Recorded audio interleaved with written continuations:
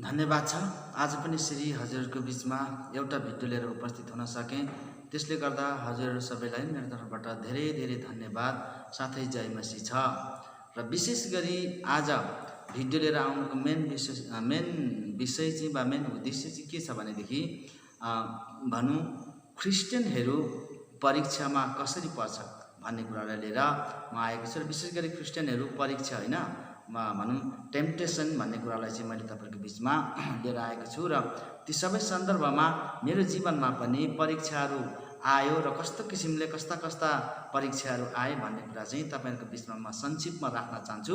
र ती सबै मेन विषयमा जानुभन्दा पहिला म हजुरहरूलाई सानो अनुरोध गर्दछु, जसले पहिलाचोटि यो भिडियोलाई हेर्दै हुनुहुन्छ वा फर्स्टचोटि यो च्यानलमा तपाईँहरू भिजिट गर्नुभएको छ भनेदेखि र यो भनौँ भिडियोलाई सब्सक्राइब गर्न नभुल्नुहोला र हजुरहरूलाई मन पर्यो भनेदेखि लाइक गरिदिनु होला र अन्यथा आफ्ना साथी मित्रहरूलाई सेयर पनि गर्नु होला भनेर म तपाईँहरूलाई अनुरोध गर्दछु। र आउनुहोस् हामी विषयमा जानेछौँ।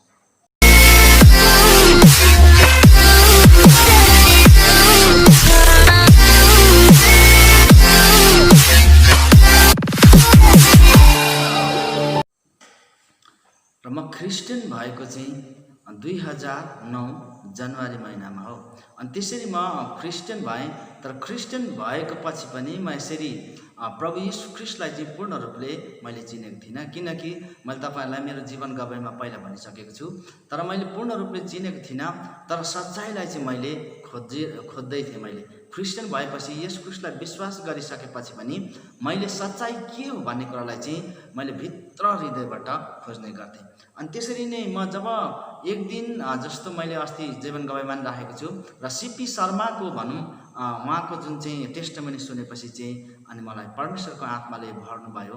अनि मैले चाहिँ यसुलाई चिनेँ। जब चिनेपछि चाहिँ अनि मेरो भित्रबाट प्रेरणा आयो कि अब साँच्चै नै प्रभु म गएको जीवन चाहिँ कस्तो नराम्रो जीवन जिएको रहेछु भनेदेखि अब यो रहेको जीवन चाहिँ प्रभु म तपाईँको निम्ति जिउन चाहन्छु भनेर जब मैले आफ्नो जीवन सबै कुरो चाहिँ प्रभुलाई मैले अर्पण गरेँ। जब मैले त्यसरी अर्पण गरिसकेपछि चाहिँ अनि के भयो भनेदेखि अनि म चाहिँ सेवा सङ्गतिमा धाउने अनि बेसी भनौँ ठुल्ठुला प्रोग्रामहरू भनौँ क्रुसेडहरूतिर बेसी जाने अनि त्यसरी चाहिँ भनौँ कन्फरेन्सहरूमा बेसी कुद्ने, त्यस्तरी चाहिँ अनि मेरो जीवन त्यस्तो खालको व्यतीत हुन थाल्यो। तर त्यो समयमा चाहिँ म ख्रिस्टलाई चिनेँ। तर ख्रिस्ट येशूलाई चिने पश्चात पनि म चाहिँ घरमा थिइनँ, म चाहिँ बाहिर है सबैलाई थाहा छ तपाईँहरूलाई, म बाहिर कोइला खानेमा काम गर्ने गर्थेँ। अनि त्यसरी म काम गर्ने, तर म चाहिँ बढी मात्रामा आफ्नो शारीरिक काममा भन्दा पनि धेरै, किनकि म आत्मिक कुरो सच्चाइलाई खोज्नको लागि चाहिँ म व्यस्त थिएँ। अनि त्यसरी जब म ठुल्ठुलो सेवकाहरू खोजी जाने, त्यसरी प्रभुका दासहरूलाई खोजिकन जाने र त्यसरी चाहिँ जब सच्चाइलाई अझै पनि धेरै बुझ्ने मन चाहिँ भित्रबाट प्रेरणा भएर आयो। अनि तिनै सन्दर्भमा चाहिँ के भयो भनेदेखि चाहिँ अब मलाई भित्रबाट आयो सबै कुरो व्यर्थ छ, किनकि भनौँ धन पैसा रुपियाँ सबै कुरो व्यर्थ छ। तर किनकि सबैभन्दा ठुलो कुरो चाहिँ हामीलाई आत्मिकी कुरा है र त्यो चाहिँ जरुरी कुरा छ भन्ने कुरा आउने। अनि म चाहिँ भनौँ अलिकति रुपियाँ पैसाहरू भएपछि पनि अलिकति 2-4 रुपियाँ हातमा पैसाहरू भयो भने पनि म चाहिँ के गर्ने भनेदेखि सुसमाचार सुनाउनको लागि भन्न जाने अनि भन्नु अलिक टाढा टाढा जग्गामा जाने। त्यतिखेर भजनहरू पनि मैले धेरै जान्दिनँ थिएँ। अलिअलि भजनहरू जो जानेको पनि त्यो भजन चाहिँ एकदमै भनौँ गाई गर्ने त्यस्तो खालको चाहिँ प्रेरणा ममा भित्रबाट आएको थियो। अनि जब ती सबै हुँदै गयो त म एकदमै जोसिँदै गएँ, आत्मामा बढ्दै गएँ। बाइबलहरू पढ्ने, जब म बाइबल पढ्छु, जब मैले बाइबल पढेर ओल्ड टेस्टमेन्ट बाइबल जब म पढ्दाखेरि चाहिँ त्यहाँनिर अब्राहमहरू इसाकहरू जब याकुबको जब नामहरू आउँदाखेरि चाहिँ मेरो एकदमै करिब एकदम नजिकको मान्छे जस्तो मलाई लाग्ने, बा चाहिँ हाम्रो आफ्नै भनौँ सम्बन्धको मान्छे जस्तो लाग्ने त्यस्तो खालको चाहिँ जब मलाई हुन थाल्यो, तब म के भयो भन्नुहुन्छ भनेदेखि आत्मामा बढ्दै गएँ, हुर्किँदै गएँ। एकदमै परमेश्वरमा म भनौँ उत्साहित भएँ। म चाहिँ एउटा परमेश्वरमा चाहिँ म एकदमै भनौँ एकदम लिप्त भएर लाग्ने खालको त्यस्तो व्यक्ति भएँ। र जसरी म अब यता आत्मामा बेसी बढ्दै गएँ, तब म चाहिँ के भयो भनेदेखि शरीरमा कमजोरी हुन थालेँ। र त्यसले गर्दाखेरि जब म शरीरमा धेरै कमजोरी हुँदै जाँदाखेरि चाहिँ अनि के भयो भन्नुहुन्छ भनेदेखि म एकदम के भयो भने एक दिन भनौँ कोइला खानीमा बसेको मान्छे, अब काम गर्नु छैन, प्रायः जस्तो बेसी भनौँ सेवा सङ्गतिमा हिँड्नाले गर्दाखेरि मलाई भनौँ शरीर काम गर्न अलिक अल्छी लाग्दै गएछ क्या। अल्छी त होइन, तर गर्ने समय हुँदैन। सन्डे चर्च जानु पर्यो, त्यसरी प्रभुका दासहरू सेवा सङ्गति घुम्दाखेरि अलिकति मन चाहिँ के भयो भनेदेखि कोइला खानीमा काम गर्न चाहिँ मलाई अलिक समय कम्ती दिन थाल्यो। त्यसो गर्दै जाँदाखेरि अचानक के भयो भन्नुहुन्छ भनेदेखि मलाई परीक्षा आयो। परीक्षा कस्तो किसिमले आयो भन्नुहुन्छ भनेदेखि चाहिँ मलाई अलिकति ऋण लाग्यो, किनकि म धेरै जस्तो आत्माको खोजी अनि भनौँ आत्मिक शिक्षाहरू मात्रै खोज्दै हिँड्दाखेरि चाहिँ एक प्रकारले मलाई शरीरमा अनि ऋण लाग्यो। भनौँ कोइला खानीमा बस्थेँ, अनि त्यहाँ सरदारको अलिकति ऋण लाग्यो। जब अब हिँड्नै पर्यो, सेवाकाई जाँदा, प्रचार जाँदा, यता जाँदा उता जाँदा रुपियाँ चाहिन्छ, पैसा चाहिन्छ, त्यसो गरी अलिकति जब मलाई ऋण लाग्यो, अनि ऋण लागेपछि चाहिँ अनि के भयो भन्नुहुन्छ भनेदेखि अनि सरदारले गाली गर्न थाल्यो, है तिमीहरू क्रिस्चियन मान्छे यस्तो अल्छे, त चाहिँ मेरो झोलमा बसेर बेकारमा भनौँ क्याम्पको खर्च, भनौँ मेरो गाडीको ओगटेर बसेको छस्, काम गर्दैनस्, त्यस्तो खालको उसले भनेपछि चाहिँ भन्न थाल्यो। बिचारा उसको पनि भनौँ काम डिस्टर्ब भयो होला, त्यसले गर्दाखेरि उहाँले पनि त्यस्तो खालको भनौँ शब्द निकाल्नु भयो। तब मलाई चाहिँ के भयो भनेदेखि रिस उठ्यो। त्यो चाहिँ मेरो जीवनमा परीक्षा आएको रहेछ। रिस उठेपछि अन्तमा के भयो भनेदेखि होइन, तिम्रो ऋण अलिकति छ, त्यो त के म 3-4 दिन राम्रो काम गरेँ भने तिरिहाल्थेँ। त तिमीले त्यसो भन्छ भनेदेखि तिम्रो म बाहिर एडभान्स ल्याएर भए पनि म तिम्रो तिर्छु भनेर म अनि अर्को सरदारकामा काम खोज्न गएँ। त्यसरी जब म अर्को सरदारकामा काम खोज्न गएँ, काम खोजेँ कता 2 दिन 3 दिनसम्म काम खोजेँ, तर मैले भनौँ राम्रो काम भेटिनँ। त्यो चाहिँ मेरो जीवनमा परीक्षा आउँदै रहेछ। अनि काम भेटिनँ, नभेटेपछि चाहिँ अनि एक जग्गा गएको, एक जग्गा आएको सरदारले चाहिँ अनि मैले भेटेँ त्यहाँ काम, अनि उहाँसँग मैले एडभान्स मागेँ। एडभान्स अब काम त जतासुकै भेटिन्थ्यो, एडभान्स चाहिँ भेट्नलाई साह्रो है। अब मेघालयमा काम गर्ने मान्छे अब त्यहाँ एडभान्स दिएर राख्ने, त्यो समयमा त्यसरी कम्ती भेटेँ।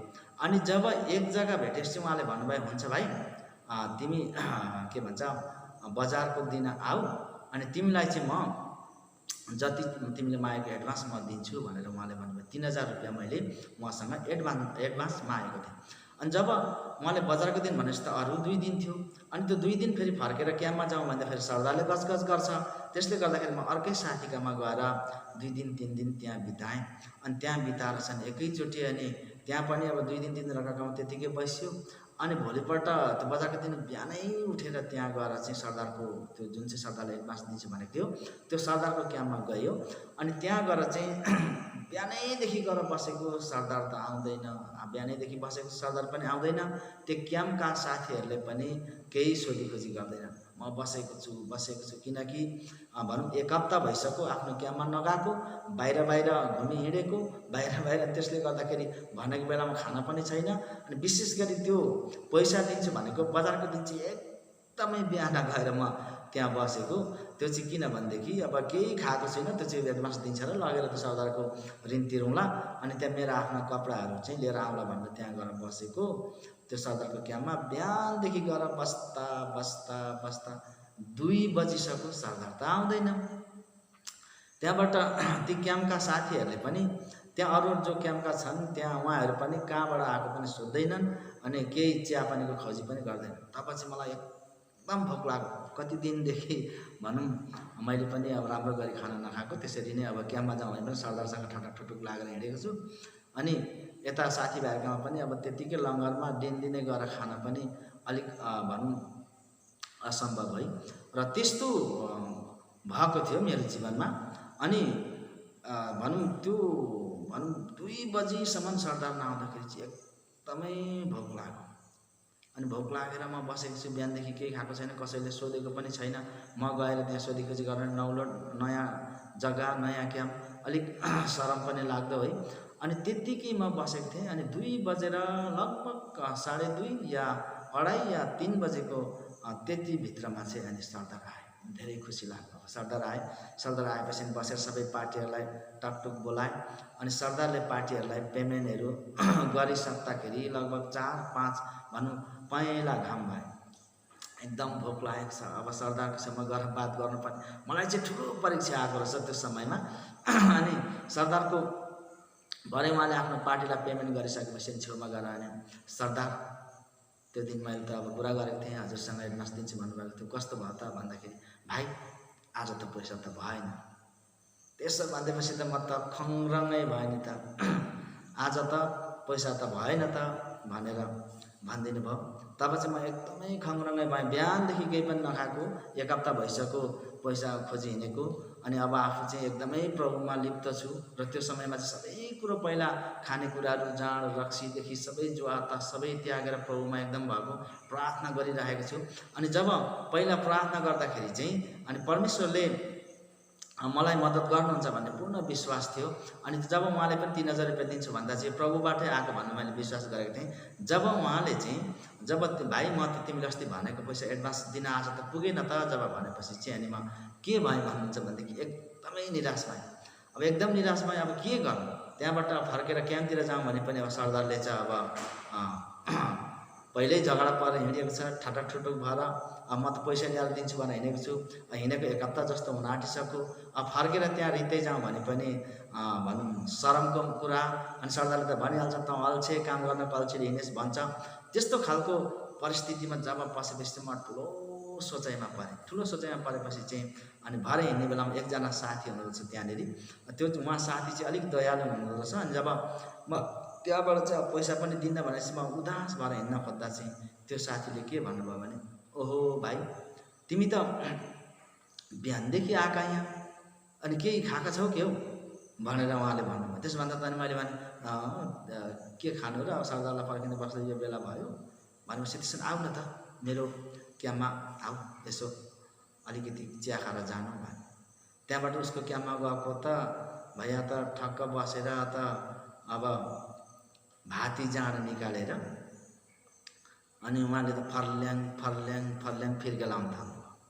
अब त्यो लाउन थालेपछि अनि उहाँले चाहिँ के भन्नुभयो भने बिचरा बिहानदेखि बसेको अलिकति भाती जाँड खुवाउनु पर्यो भनेर उहाँको विचार छ। अनि अब मैले चाहिँ जाँड रक्सी सबै कुरो खानु छोडेको छु, तर त्यो फर्ल्याङ लाएको देख्दा चाहिँ बिहानदेखि भोक पनि भएको एक मनले त भनौँ खाइदिउँ कि क्या हो त्यस्तो लाग्नु थाल्यो। किनकि मलाई चाहिँ ठुलो परीक्षा आएको रहेछ त्यो समयमा चाहिँ, जब मैले त्यो कुराहरू सबै छोडेर प्रभुमा लिप्त लाग्दाखेरि चाहिँ त्यो परीक्षा आएको रहेछ। अनि जब उहाँले भन्नुभयो अनि भाइ जाँड खाऊ है, त्यहाँबाट त एक मनले त खाउँ कि क्या हो जस्तो भयो। तर फेरि अर्को मनले चाहिँ कस्तो भयो भन्नुहुन्छ भनेदेखि अर्को मनले होइन खान्न भने जस्तो आउने बित्तिकै मैले होइन म त खान्न दाजु भनेर मैले भने। त्यसो भने जस्तो ओहो बर्बाद त भयो त त्यसो भए त भाइ, लो त्यसो भएदेखि म्यागी खाऊ त भनेर उहाँले अनि एक पाकेट म्यागी बनाइदिनु भयो। अनि एक पाकेट म्यागी खाएर चाहिँ अनि म एकदमै मन मारेर अनि भरे गाली गरे पनि गरोस्, अब कहाँ बस्नु, त्यहाँ बस्ने पनि कुरा आएन। अनि एकदमै मन मारेर चाहिँ अनि म आफ्नो क्याम्पमै फर्केर आएँ। आफ्नो क्याम्पमा फर्केर आएपछि अनि सरदारले गाली गरेर खोइ त भाइ एडभान्स ल्याऊ, छैन ल्याएको दाजु, त्यसो भए तिमी मान्छे बहुत अल्छे मान्छे रहेछौ, बहुत भनौँ प्रभु भन्दै हिँड्ने, तिमी चाहिँ एकदम बेकार। क्रिस्चियन मान्छेले यस्तै हुन्, क्रिस्चियन मान्छेलाई सिट दिनु, क्रिस्चियन मान्छेलाई गाडी दिनु, क्रिस्चियन मान्छेलाई काममा दिनु बेकार हो भनेर उहाँले भन्नुभयो। त्यसो भनेपछि मलाई पनि ओहो हो कि क्या हो भन्ने खालको भित्र मनमा आयो। त्यहाँबाट त्यो दिन त्यत्तिकै म भोकै आफ्नो बिस्तारामा गएर म सुतेँ। अनि सधैँ त म बिहान उठेर नि प्रार्थना गर्ने, बेलुका प्रार्थना गर्ने, एकदमै नयाँ मान्छे जोसमा प्रार्थना गर्ने थिएँ।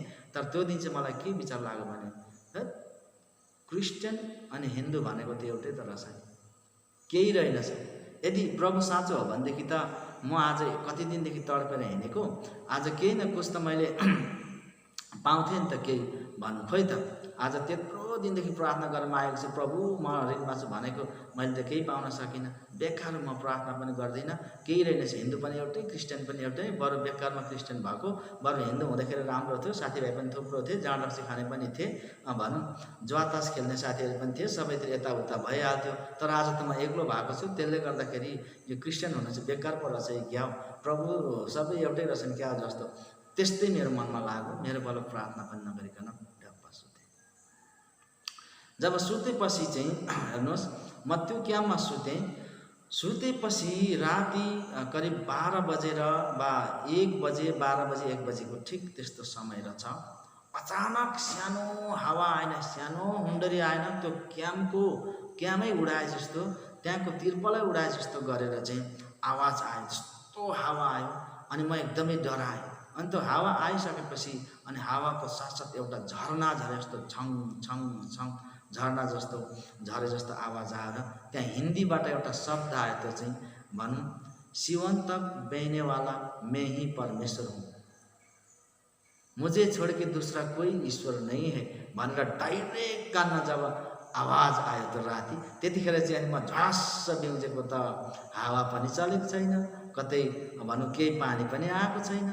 अनि त्यो आवाज पनि बार बार कानमा गुन्जिन्छ, शिवन तक बहनेवाला मैं ही परमेश्वर हूँ, मुझे छोड़ के दूसरा कोही ईश्वर नहीं है भनेर जब त्यो हिन्दीमा शब्द आयो, त्यतिखेर चाहिँ अनि म जुरुक्कै उठेर अनि घुँडा टेकेर अनि प्रार्थना गरेँ, प्रभु म त पापी रहेछु, मैले तपाईँलाई फेरि छोडेर कता पो म त हराउन आँटिसकेको रहेछु, तर पनि प्रभु तपाईँले फेरि मलाई प्रेम दया गर्नुभयो, त्यसले गर्दाखेरि फेरि म तपाईँको शरणमा आउँछु, प्रभु मलाई माफ गर्नुहोस् भनेर फेरि म प्रार्थना गरेँ घुँडा टेकेर।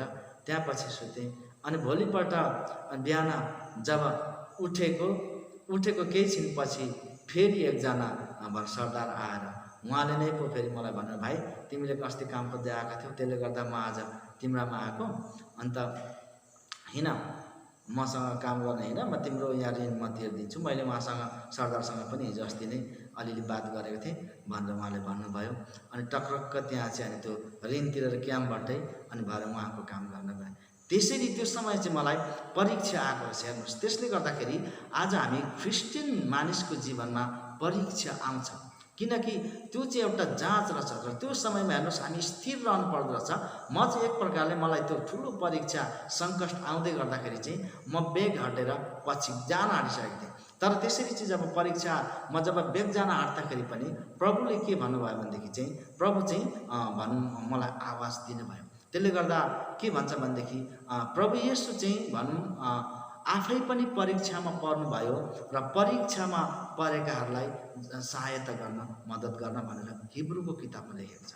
त्यसरी चाहिँ प्रभु उहाँ चाहिँ हाम्रो परीक्षा, हामी परीक्षामा पर्छौँ भनेर नै हाम्रो परीक्षाबाट हामीलाई बचाउनको लागि ख्रीष्ट येशू परीक्षामा पर्नुहुन्छ। त्यसले गर्दा के भन्छ भनेदेखि परीक्षा तिमीहरूमा चाहिँ आउँछ, तर पनि त्यो परीक्षा चाहिँ काँधभन्दा माथि चाहिँ जाँदैन अरे। त्यसले गर्दा तिमीहरू सहन सक भनेर नै तिमीहरूमा परीक्षा आउँछ भनेर वचनमा लेखेको छ। त्यसले गर्दाखेरि हामीलाई परीक्षा चाहिँ आउँछ, तर परीक्षामा हामीहरू स्थिर रहनु पर्दो रहेछ। परीक्षामा हामीहरू भनौँ धेरै थरी कुराहरू सोचेर हामीहरू त्यतिखेर बेग भयो भनेदेखि चाहिँ हामीहरू के हुँदो रहेछ भनेदेखि चाहिँ प्रभुबाट टाढा हुन्छौँ। त्यसले गर्दाखेरि परीक्षाको समयमा हामी स्थिर रहनुपर्छ। अहिले चाहिँ चारैपट्टिबाट हेर्नुहोस् परीक्षा आएको छ, सङ्कट, बिमार, रोग। अनि यस्तो बेलामा मान्छेले नि विभिन्न प्रकारका भनेको छ, वचनको विरोधमा भनेको छ, बाइबलको विरोधमा बोलेको छ। तर यो समय चाहिँ के छ भनेदेखि परीक्षा आएको छ। हामी सबै येशू ख्रीष्टलाई विश्वास गर्ने सबैमाथि परीक्षा आएको छ। तर यो परीक्षामा तपाईँ र म चाहिँ स्थिर रह्यौँ भनेदेखि चाहिँ के हुन्छ भनेदेखि तपाईँ र म चाहिँ भनौँ ले चाहिँ उद्धार पाउनेछौँ वा आशिष पाउनेछौँ वा परमेश्वरको राज्यमा हामीहरू जान सक्छौँ। तर यो परीक्षामा जस्तो म पनि एकचोटि पतन भइसकेको थिएँ, त्यस्तो त्यो समयमा पनि हामीहरू स्थिर रह्यौँ भनेदेखि चाहिँ हामी के हुन्छौँ भने प्रभुको आशिष चाहिँ हाम्रो जीवनमा झनबढ्ता गरी आउँछ। त्यसरी जब म त्यहाँ पछाडिबाट जब प्रभुमा म रहिराखेँ अनि पछि चाहिँ प्रभुले मलाई आशिष दिँदै उहाँको काममा धेरै ठुलो चलाउँदै आज चाहिँ प्रभुको काम गर्ने, एउटा सुसमाचार प्रचार गर्ने प्रभुको दास म चाहिँ इभान्जेलिस्ट भएको छु। आज चाहिँ प्रभुको इभान्जेलिस्टको रूपमा प्रभुले मलाई चुन्नुभयो र आज यसरी सुसमाचार प्रचार गर्दै धेरै जग्गासम्म जान सकेको छु। र आज तपाईँहरूको बिचमा पनि आज अलिकति प्रभुको वचन साथ जीवन गवाई लिएर आउन सकेको छु भनेर म तपाईँलाई भन्न चाहन्छु। धन्यवाद छ प्रभुले यो जीवन गवाईमाथि तपाईँ सबैलाई आशिष गर्नुभएको होस्। आमेन।